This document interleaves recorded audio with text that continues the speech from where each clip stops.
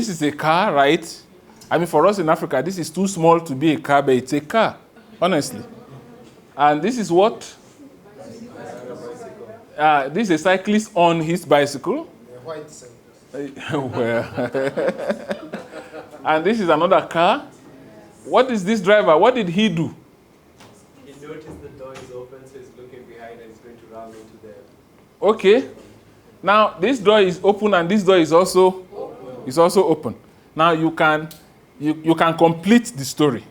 What do you think happened after this? Possibly. Yeah. So we imagine this guy ran into this guy and there was an accident. What caused this accident?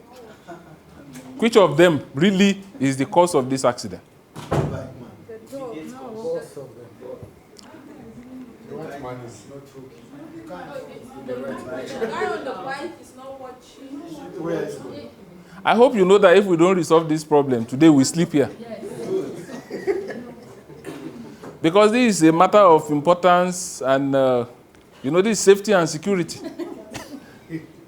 So who are we blaming here for this accident? I think the bike. Yes. Yes, Rahila. Yes, sir. The guy on the bike should be blamed. But he's not watching while riding. Okay. And this other. Rahila is going to blame this bike man. He will pull the bike man down, pull out, they call it kiboko in Swahili. We call it koboko here. Yeah, these are Arabic words. So she's going to flog with kiboko or koboko, this thing. Yeah, the bike man. Yes, Moses. I will blame the bike man because he's responsible for his own life. Yes, he's responsible for his life. He should be watchful. He shouldn't keep his life on somebody's hand. All right. You are not sure how the person will take it. All right. Yeah, nobody should be surprised. I mean, we all know what Moses did to Pharaoh. So that this kind of suggestion is coming from Moses is perfectly in order. Take your own life in your hand. If you go and fall into River Egypt, River Nile, that's your headache. Okay, how many people will blame the bike man? Okay, all right. All right. Whom will you blame, Sheung? Well, it's the car that's open, like this second car. This one? Yes, it's the independence to me. It's the independence variable. How is it the cause of the accident? Well, if it had not been there wouldn't have been Any need to look back. Hey. All right. But it may also be that this guy hasn't read about Lot's wife.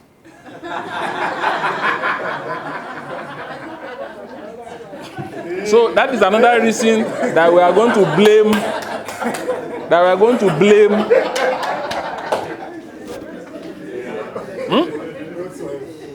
Okay. Are we seeing how something that is on the surface simple can really get complicated? Yes. Now, who is going to blame this guy here?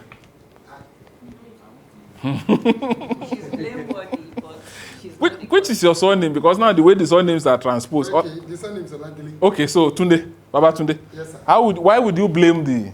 By the time you want to open the door, What? At least you look back. yes. I mean, it's not. Yeah. So, all right. Now let us untangle this a little bit. This is what we are saying. Sometimes, for an outcome to be produced, different independent factors have to work together. If this guy was not there, as innocent as his case appears to be, if this guy was not there, I don't know, but somehow, my first impression is there probably was a lady here that this guy, how men and ladies behave. Now, but if this car was not here, this man would not be looking back. If he did not look back, he would see this guy, even if this guy was there and the door was open, right? Now, so this guy has to be here. This guy had to look back. This guy had to open the door. All these three have to be present for the accident to happen. Remove one of them, and there will not have been an accident.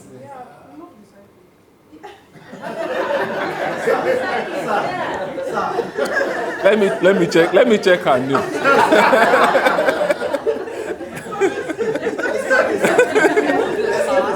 Yes, Moses. The cyclists are concentrated. Yes. Despite those two, they may not. That is what we are saying. On the other card, I was.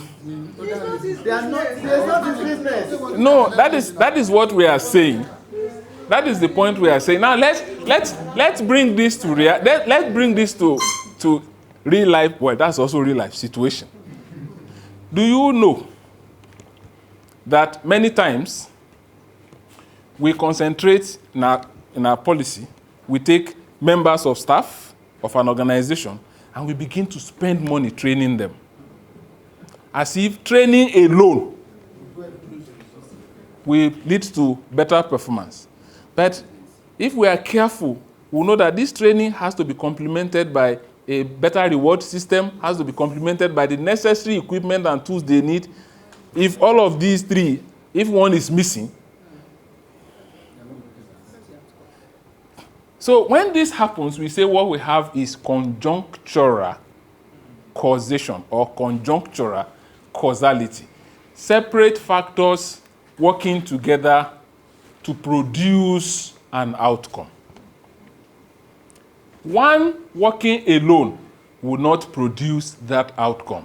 Two working out instead of three instead of four may not produce that outcome. So it is not in every situation that an outcome is the product of just one singular X. There may be 2, 3 X's working together.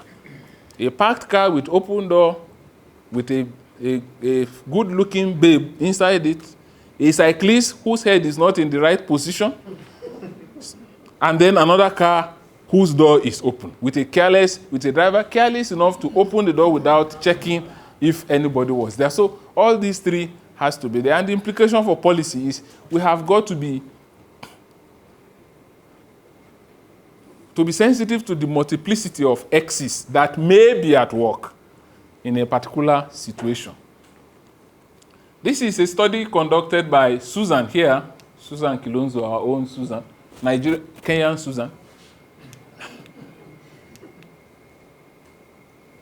And she found that this is a study about devolution, power going down to, and she found that devolved decision making plus free maternal care plus community sensitization led to increased access to referral services. All these three were present to lead to this outcome. Imagine, what do you think will happen if there is devolved decision making? Now, government at the lower level are now free to make decisions about health, yes. But then, maternal care was not free. Would people in the same number access referral services? No. They will say, once you refer me, I know I'm going to pay more. I will go home and pray. Then your neighbor will say, if I was going to tell you, the other day when my husband when we pray like this, So, that is not going to lead to this. All these three have to be there. Maybe this will also apply to our trader money. Money without checks and balances, without entrepreneurial training, may not be able to lead to business growth. Maybe. I'm just guessing. This is a hypothetical example. A driver that was speeding. Oh, no. A driver that was speeding. This accident is our outcome, is our why. How did it happen? A driver was speeding, then elephants were crossing the road. What usually crosses the road in most of our African countries? It's not elephant. It's cattle. For us, if a goat crosses, that's okay. Then this guy pressed the brake, but then there was brake failure. And an oncoming vehicle, in other words, cannot go to the other side of the road. So this accident happened. This is This is a hypothetical example. I think we always want to emphasize the fact that in some cases, there is a multiplicity of X, but in our policy recommendations, we now say it as if you do just this one thing, it will happen. You know, just make insecticide-treated nets, just make these nets free for women. And then pediatric malaria will go down. That's most cases can be too simplistic, and it may not work. So we have conjunctural causality. Sometimes what we have is not these different factors working together. We may have a situation where separately and independently, each factor is capable of producing that outcome. We say all road leads to Rome. It can be London sometimes. And this is just like one way of illustrating that. So this is people from, which part of the world is this? I know this place. This is Australia or New Zealand. Yeah, doesn't matter. So from Australia, so you land in Rome. From Lagos, Abuja, Rome. Each of these routes is capable of taking people to Rome without necessarily working with the other. And when we have that, we have what we call equifinality, equal destination, kind of, equal final outcomes. And this is an illustration. What is responsible for high level of poverty in some African states? Let's say this is. And this says economic recession alone does produce poverty.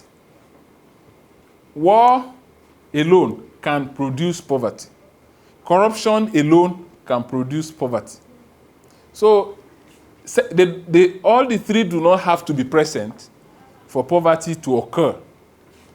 This is an illustration. Maybe it's not a completely perfect one, but it's just to say this may be what we are finding, what our data, it may be the shape or the message that our data will throw up. When this happens, we call it equifinality. Equal ending, I think so. Equal final. Something like that. Yes, Perpetua.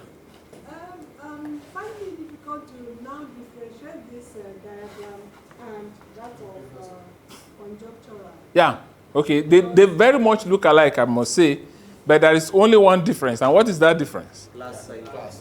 Yes. These are quantitative people. They see diagrams.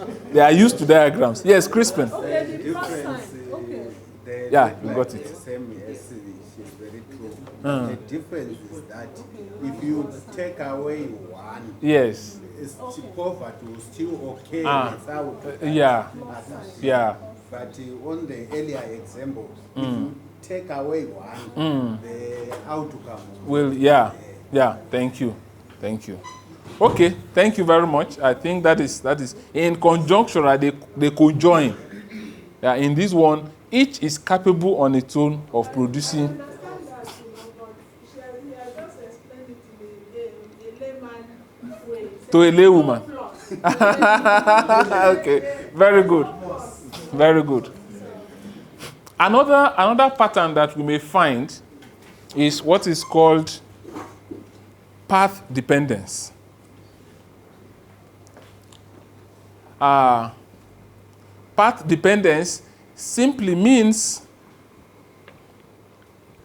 some factors occurred in the past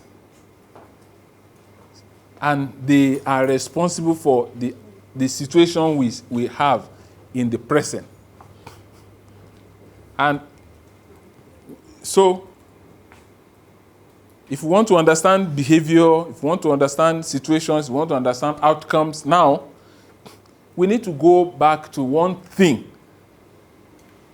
one decision, one event, some kind of thing that happened in the past in order to understand what the present is about. And if we want to undo or to solve the problem here, we do not look here, because that knot was tied by some event some time ago. And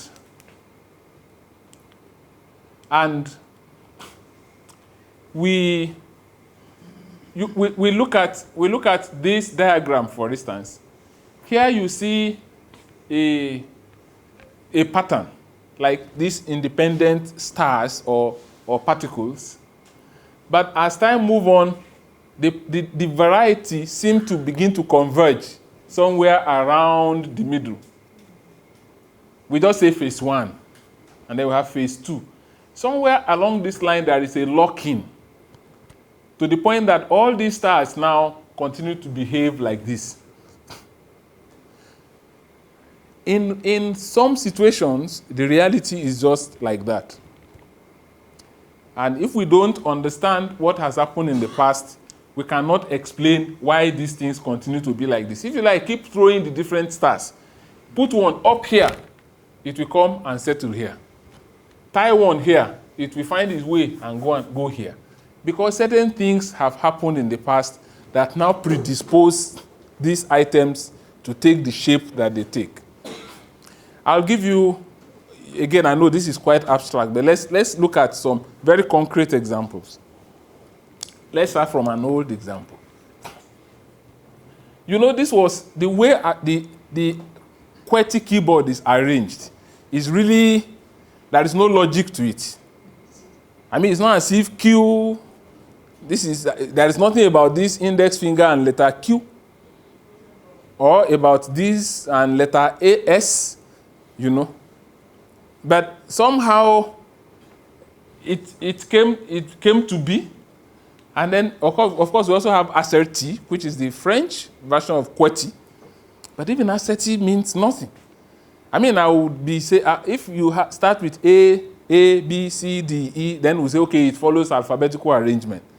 But it has there is no language that begins with letter Q, followed by W. But some arrangement, some decision, some convenience elsewhere, then led to that. Now, you and I buy phones today, which is like 500 years older than this. But then they still follow the keyboard pattern, still follow the same. Yes, no. Yes. I know you can do something, you can download keyboard with A, B, C, D now that most people use. But you buy a laptop today, no, the ultra modern, the most expensive of them, like Remi's laptop. He spent a lot of money buying that thing. He still came with this confused keyboard.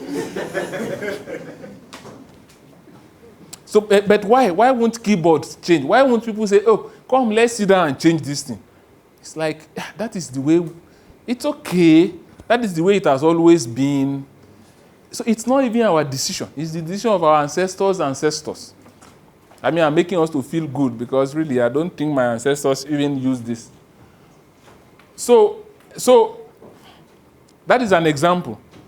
But some more, other situations you can't understand the outcome or whatever you are seeing here. It is not a product of now. It's a product of something that happened somewhere centuries ago, or maybe not that many years ago. One major implication of path dependence for policy, I'm sure it is clear. I'm sure we can guess what the implication of path dependence for policy is. What do you think?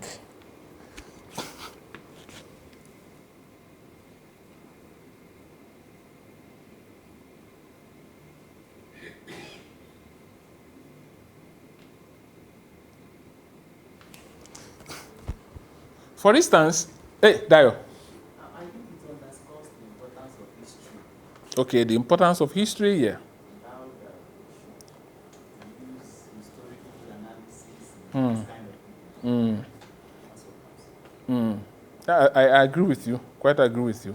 But one thing path dependence teaches us is the longer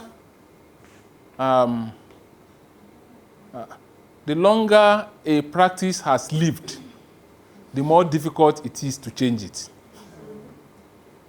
The longer a tradition has been in existence, the more difficult it will be to change it. So there are situations where we have interethnic problems and people say, let's just sit down and talk about this thing. So they set up, what do they normally set up? Something of inquiry. Commission, panel of inquiry. There's menu commission of inquiry.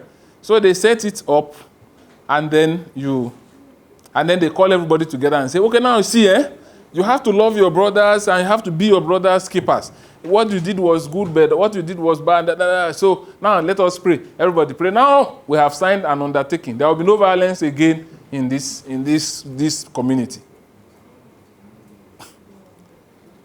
Sometimes it doesn't take another month, and then a worse one even may happen. It's because we just didn't go beyond here.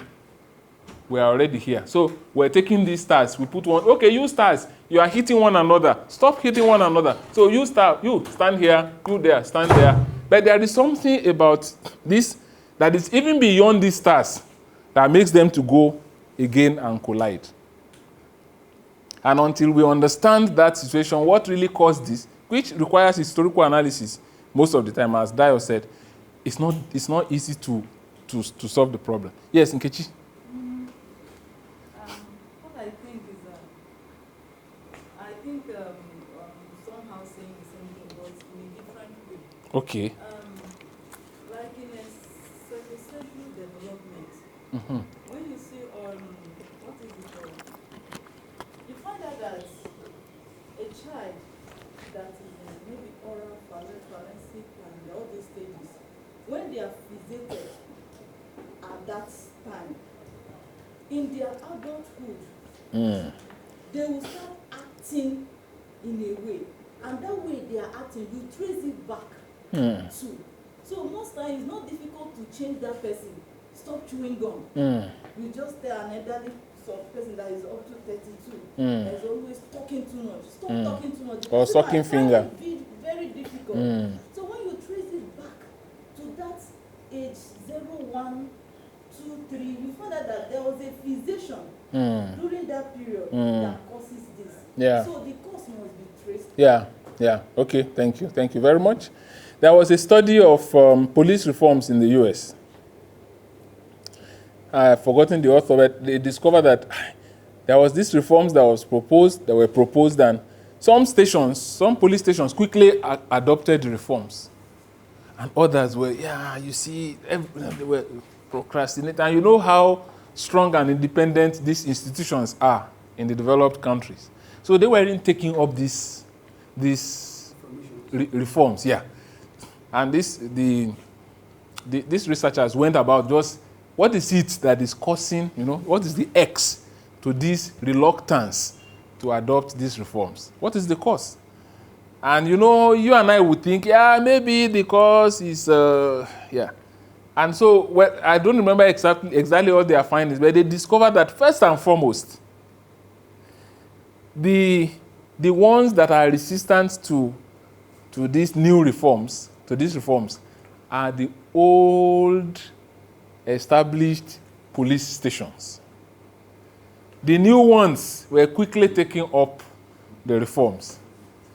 In other words, these guys, their ways were set.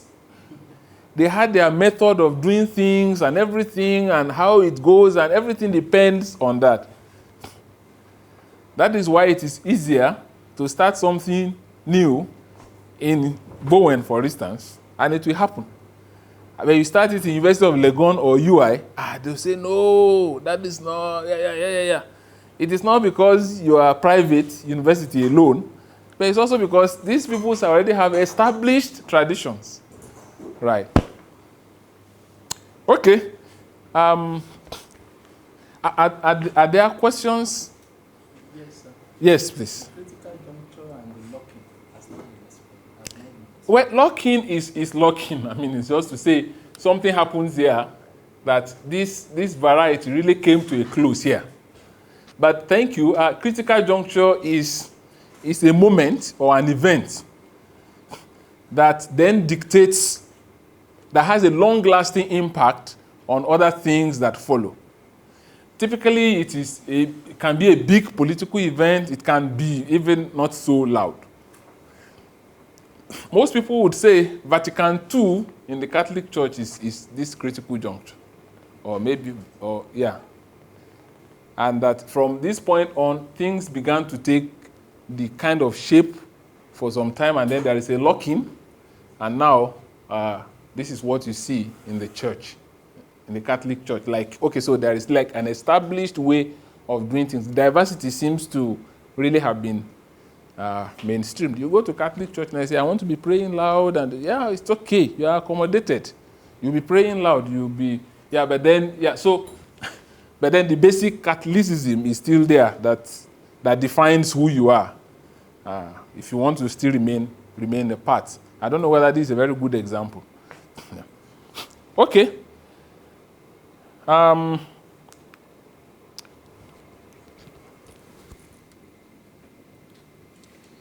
I did say earlier on that we are going to spend some time here. This in between X and Y, because it is really one major way of proving that something is a causal relationship rather than correlation. And so we will look at the next few slides to think about what we call the causal mechanism or causal chain.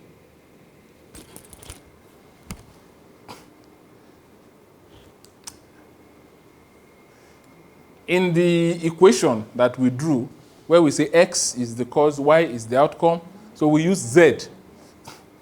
Sorry? We use Z to stand for causal mechanism. Sorry, not this one here. And we look at these types of causal chains that we have. Typically, we can have a direct causal relation. In other words, we don't even have a chain in between, just as I said when we started. And we say that is really uncommon in social situations.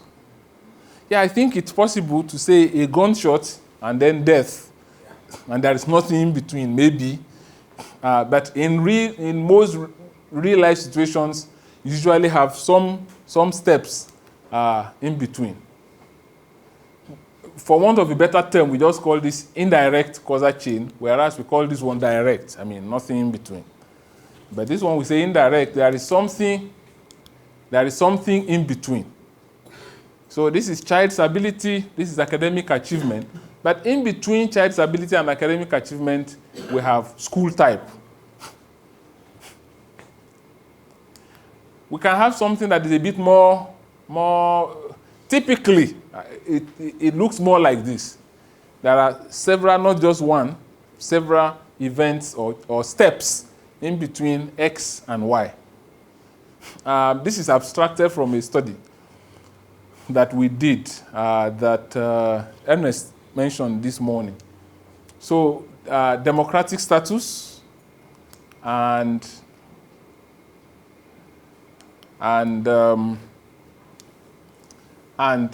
poor service delivery. Now, let me just summarize that the question is whether the democratic status of a local government influences its service delivery. And we know in Nigeria, there are two types of local government administration. There is the type that people voted for and elected, and there are very few these days. And there is the type that the Constitution allows the governor to say, hey, I like the way you campaigned when I was in the election, how you slapped that other guy who was very rude. I hope he has learned his lesson, and now make you the chairman of your local government. He's not even happy. There is no name of local government. He said, what's your local government? go and resume tomorrow. Say I made you chair. Now, those ones are appointed, right? So we're wondering, would this matter in the way these local government area administrations deliver when it comes to to service delivery? So, this is actually a status elected. This is the status of the elected. So this should have been an elected democratic status. Leads to pressure to perform. These chairmen in this category who were elected feel pressured to impress those who elected them and to also assert their administrative competence and so on and so forth. As a result of that, they created big projects. They brought some people in the local government we studied. They brought some people together. They gave them uniform. They say, you are now community police. We'll be paying you 5,000 naira every month. They started renovation and so on and so forth. In between this and that, there are some other steps. Money dried up. Remember that whether you were elected or appointed, the money from the federal government coming to you will be paid to whom? To the states. Then the states say, yeah, they call it a joint. Yes. Joint allocation. Joint allocation something. Joint local government account. So the governor of this state or county in the case of Kenya then says, okay, yeah, you got X amount, but you see this road and that road, so just take this more. Do whatever you can do with it and eat. Yeah, and so on. So, but this one, so even if you are independently elected, you are still at the mercy of the state governor. So money dried up, projects were abandoned. And this guy got very bad rating in his service delivery. So rather than being, election leading to better services as theory would lead us to expect, election here leads to even poorer services. But this is just like a causal relationship or a causal chain. We are interested in here and how these steps work out. It may even be more complicated than this. Take this as boxes and lines, which is what they are. So, elected democratic status, pressure to perform on one hand, expansion of, this is just an illustration, this is not what we found. Yeah, so, but let's imagine, this guy was elected, he faces pressure to perform, and then he expands government institutions. This leads to increase in government expenditure. Then there is no money to spend on service delivery. This one, pressure to perform, he creates big projects, and then also as pressure to perform, it increases government spending, it increases salaries of civil servants. Yeah. So it drains the income, revenue, and then all of that leads to poor service delivery. Sometimes we wish reality is as simple as direct causal relation, but sometimes in reality it is hardly ever like this. How many of us remember this guy called Sheikh in Steve Sloman's work? The guy who tried to poison his wife. He tried to poison? His wife. No? The wife tried to. Oh yeah, the wife tried to. The mistress. It was the wife that. The wife tried to poison. The wife wanted Then the mistress cut the Oh back. yeah. Then the mistress Cut the back. led them. Then the water. Yeah. So here was the guy who set out, nice guy, married just one wife, but then had a mistress outside, and then set out to travel across the desert, maybe long distance in those days, and then fill this water bottle with water. But then the wife heard and felt, if this guy goes and dies, at least all this money will be mine. So he went there and put sniper. In Nigeria, sniper is poison. So she went there and put a few drops of poison, covered it back neatly. Then the mistress also heard that, Oga is traveling.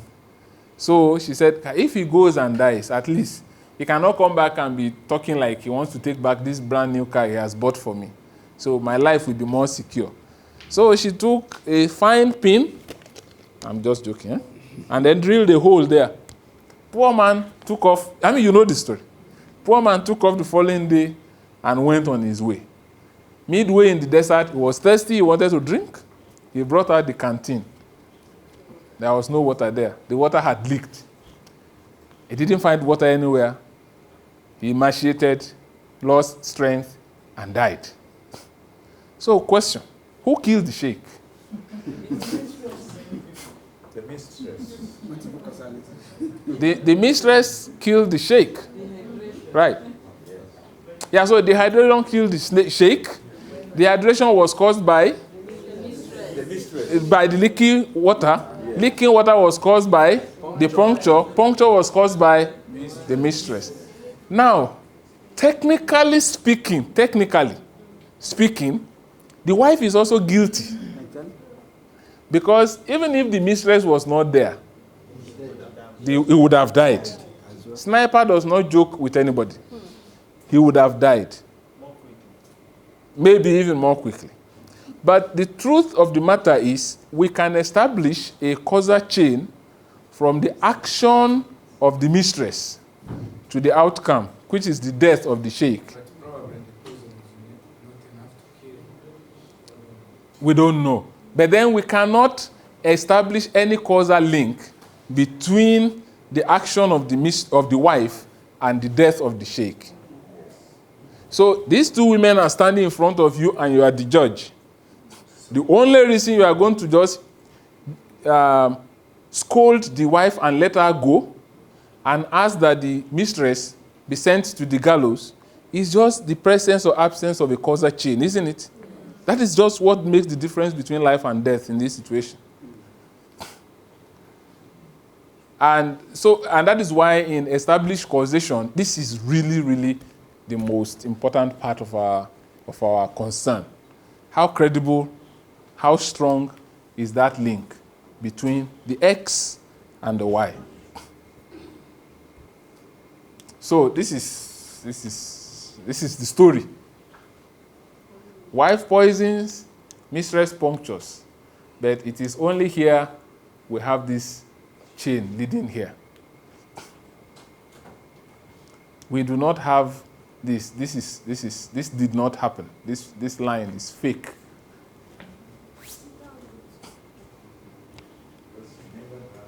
Yeah, because he didn't drink, according to the story, he didn't drink that water. By intention. Maybe there could be some other hidden factors. Yeah, there will be antecedent factors here. It may be envy, it may be greed, it may be something else, yeah. And somewhere, the antecedent factors we meet in the fact that Sheikh has a wife and a mistress. Maybe if he had just the mistress. So he caused his death.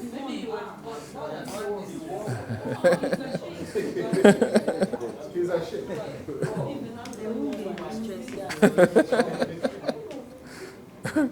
So he caused his death. The intention does not come in here at all. Well, I know. Well, I am not.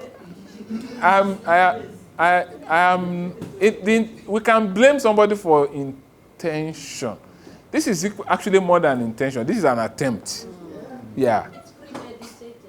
Yeah, but then it didn't happen. Yes. Aha. So now, well, I don't know what the law of the world says. Yeah. But yes. In criminology context, there's action and motives, and for any criminal act to be established, there must be fusion between the motive and the action. So Okay. just one standing at roof, and then actually That dimension is Okay. All right. Yeah, that is fine. You. All we know is that the X is the mistress, and the Y is Sheikh's death in this situation. those ones have to be confounders.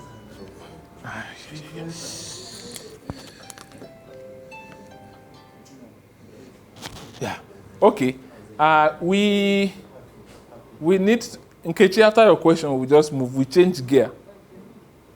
So please, I want to know, we have moderating and mediating. How do we get, which one is moderating and which one is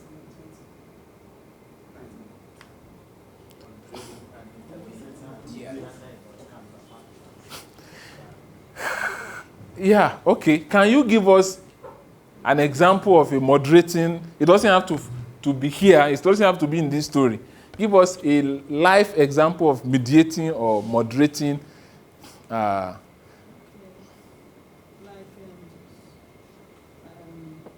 let's say school, food that you give to children Yes. during classes. Mm-hmm. Increase their level of their achievements. Mm-hmm. Then between food and that achievement, there might be some factors before the achievement, which might be moderating before the this thing. But what is confusing me now is the difference between this moderating and mediating. Just want to understand when it comes to this. Okay, so who can help us? Just thinking. Sorry? Just thinking. Okay. No valid support. From the use of words, I feel mediating is positively influencing. Yeah. And moderating could be either way. Yeah, okay. I feel. Okay. No back pains and literature. Okay. Okay. Nkechi, what do you think? I mean, I know these terms are buried in our quantitative analysis, but what do you think, Nkechi? If you were put on the spot and they say you will not have supper if you don't tell us the difference, I'm sure you will say something.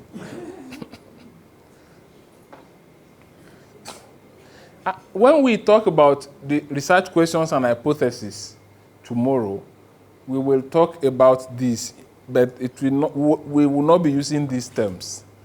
We will see that our research question or hypothesis can focus on the X, trying to understand the cause. But then there are situations we have a cause. We are trying to understand the outcome.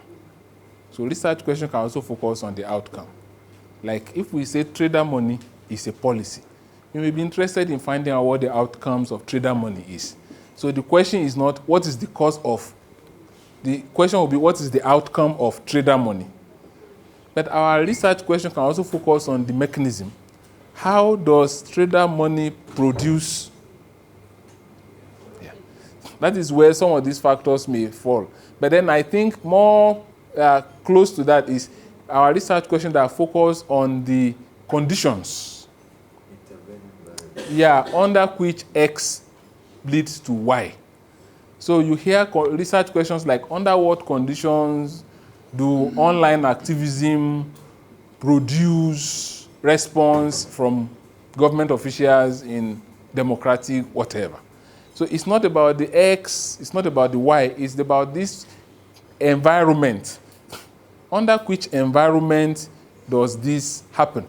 So that's where you are going to have factors that accelerate, maybe moderate, or factors that slow, mediate, factors that slow down, or in fact try to clutter that progress, process. Maybe that's what you call moderate. Maybe the first one is mediate. I do not remember, but I think we will deal with this tomorrow. Maybe you should bring up this question again. Okay. Earlier on I said there are people who feel very comfortable with this. I just want to say that it is not everywhere or every time that causation must be explained in the form of diagrams. Yeah, no. It's also possible to have it written out in prose. There are people who are not really really good in this, or So it's good to know that I don't have to, if I don't know how to do diagram, it's good to learn. But then If I'm reading something and I'm not seeing diagram, it's not enough to say this must be a study that is not causal. I say, where is the diagram? You know. This is taken from a publication by Bachman. This guy is trying to explain how, you know, why drug trafficking seems to be something difficult to track, or how it happens really among people. And say an individual is neglected by his parents, okay, parental neglect. He comes to distrust others and has trouble making friendship, has trouble in school, and eventually gets addicted. Now, parental neglect leads to inability to have a sustained relationship. So inability to sustain relationship leads to somebody really on your own all the time. And so that, then if you're on your own, the tendency is to want to get, the best of whatever that situation, and then drug comes in.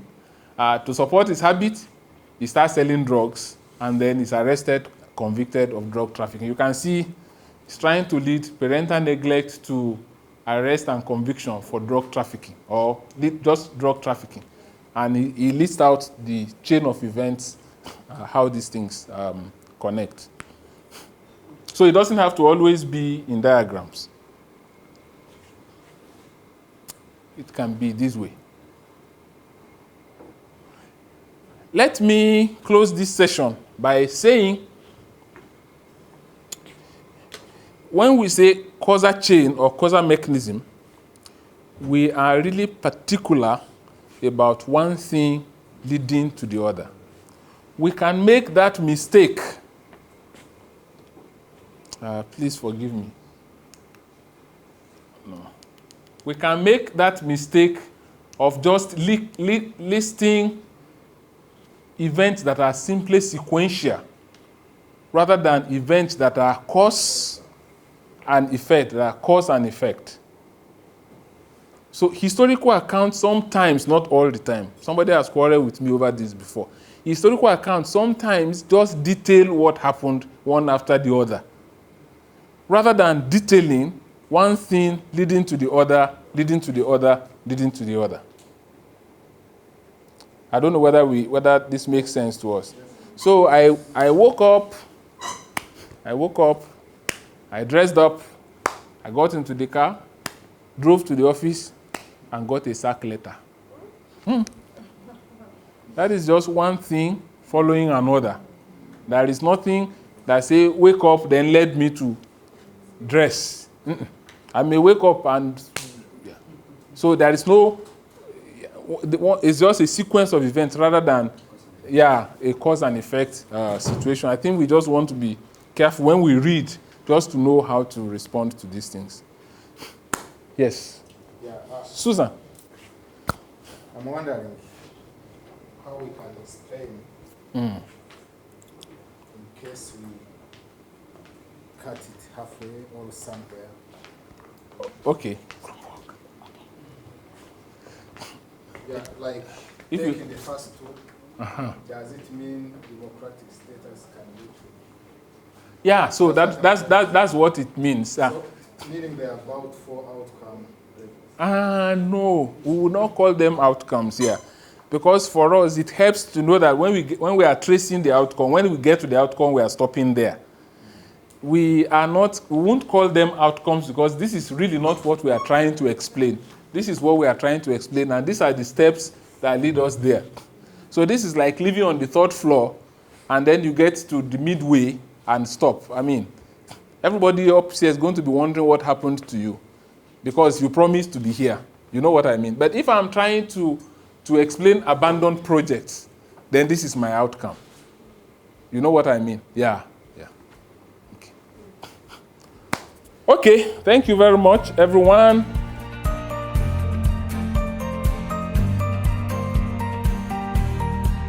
Shortly, we'll be speaking with one of our key facilitators for this training, and he happens to be one. Let me just put it so straight. He's the brain behind some of the models that we have seen today, and we are privileged to be speaking to him, for him to share a lot of insight with us and his experience as well throughout the entire journey. Prof, you're welcome to your television. Thank you very much. Great. So you would have to tell us your name, and then your university, and something brief that you want to share with us before we even go into the full conversation. My name is Ayobami Ojebode. I am from the University of Ibadan in Nigeria. I am currently the head of Department of Communication and Language at University of Ibadan. And I've been a facilitator on this program. First, I was a trainee and then a facilitator. I've been a facilitator since 2014. Yes. So yesterday during the official opening, when your name was mentioned, I could hear there is sudden applause. Why do you think people were just giving you that kind of applause? I was very curious, and I'm still curious to find out why. Well, it's... I really wish we could ask them why they applauded. I can only guess. It's hard, I think. I mean, I guess in the audience there were many people that knew me and I had interacted with, and I think they have pleasant feelings about me, and so they say, "Oh yeah, that is him." Who? Yeah, I don't know. Well, I mean, I can't say why they applauded. It probably was for good, but maybe not totally. I don't know. Okay, so one of the key things we picked had to do with the impact stories that people could share with us based on the level of knowledge and the experience that we've passed on as a lecturer in this university. In terms of research, what would you share with us as academics? What is the real gap in research in Africa, and what is PASGR doing to fill this gap as well? Well, I think in Africa, the state of research in Africa calls for a lot of sober contemplation. I think, in my view and from my experience, I would say there are two issues that are at stake when we talk of research in Africa. One is a research regime or approach that is grounded in the realities of Africa, rather than one that tries to weigh and judge the realities of Africa from a Western normative perspective. And this is a big problem because we still read as our compulsory texts the research methods textbooks that originated from the West, and we still read and apply the theories of those who theorized for their environment without any knowledge of Africa. And so we continue to force to panel beat the African reality to fit into the explanations that are foreign to them. And this is not good.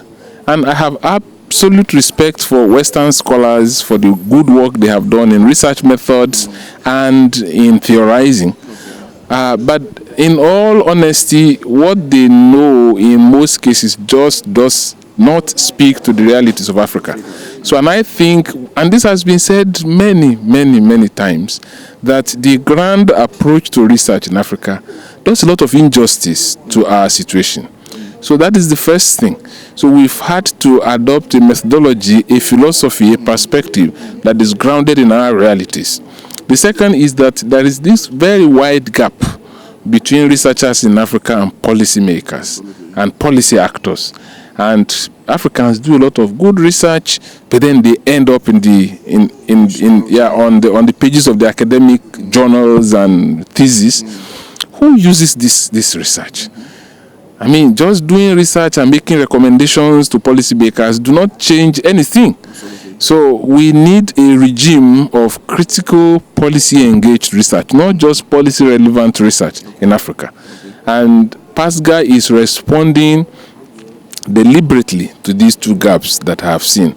So in our training, in the professional development training that I am part of, there is a lot of effort in taking knowledge from the West or from anywhere, wherever, including the East, but then ensuring that these are mere tools that may be applicable to the realities of Africa. If they do not, then we leave them. Second is that there is a module on how researchers can do research that influences policy. And this is two of the ways by which I believe PASGR has been responding to the situation of research in Africa. Okay. Great. So, like you said, PASGR has done a great job.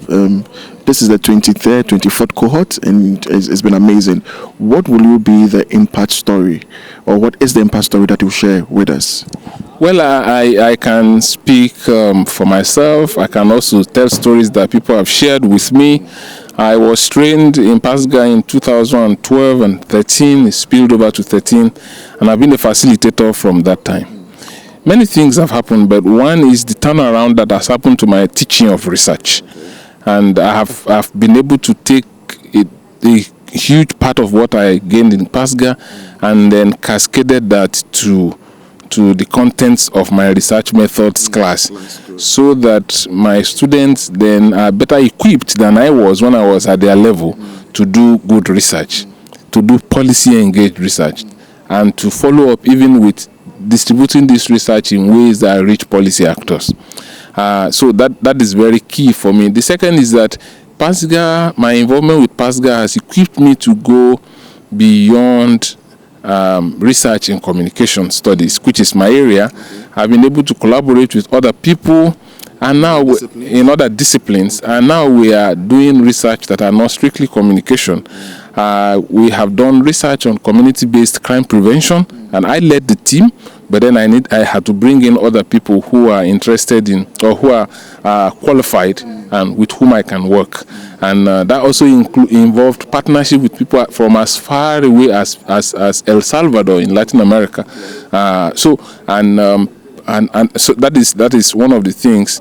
I mean, just to say that no matter what the discipline, no matter what the context, a good research is a good research, and good design is good design. It's not a property of a particular discipline or a particular context. And I think that is really very important. As a matter of fact, the first thing we learn in PASGR is you have to come out of your disciplinary cocoon to be able to network and to be able to do critical imagination about the situations in which we live. So, assuming I give you $2 million, what key thing will you do in terms of research in Africa? Well, if I have $2 million, that's a lot of money. Believe you me, the first thing I am going to do is to ensure that as many Africans as possible go through this training. And I am going to, now tell me as soon as the money finishes. Maybe that's going to be, maybe I'm going to devote half of the money to that. And I believe that with 100 million naira, did you say 200 million? $2 million. With $1 million, then you can train another cohort of about 400 or more Africans. And then I'll follow this up with practical funded research that allows them to immediately apply what they learned here. So that, here, by the time you come for this training and you finish, you have a concept note that is really ready to fly, like a research proposal that is ready to fly. Now, I'm going to ensure that the money funds those research so that they do not die as ideas, as good ideas, but then that they take on shape and they are able to they get published and completed and published. So in the next 5 years, what should we be expecting from PASGR, especially through the PDS program? Yeah, I think the PDT program, I imagine. Now, this offering, that is this diet that is going on, is significant in many ways. This is the first regional diet that is going on. Cohort 1 to 22. All were trained in Nairobi. This is the first time we're having this training outside of Nairobi. And I believe this will be a success, therefore to encourage PASGR to move further afield to other regions. And you see, when you take a training to people's regions, then financial difficulties is reduced. Then more and more people will do that. So I think in the next 5 years, I expect that PASGR is going to be able to reach and equip many more people. Now they're also going to need to begin to track these people more deliberately. Yeah. Thank you so much for speaking to us, Prof. And we are so much grateful for the good job that you are doing. My $2 million. see me in chambers for that. All right, great. So we just finished speaking with Prof, and he's requested for his $2 million, and it's been an exciting and insightful discussions with him, taking his journey on the PDT program. So now keep watching AU Television. My name is Chrissy Sam.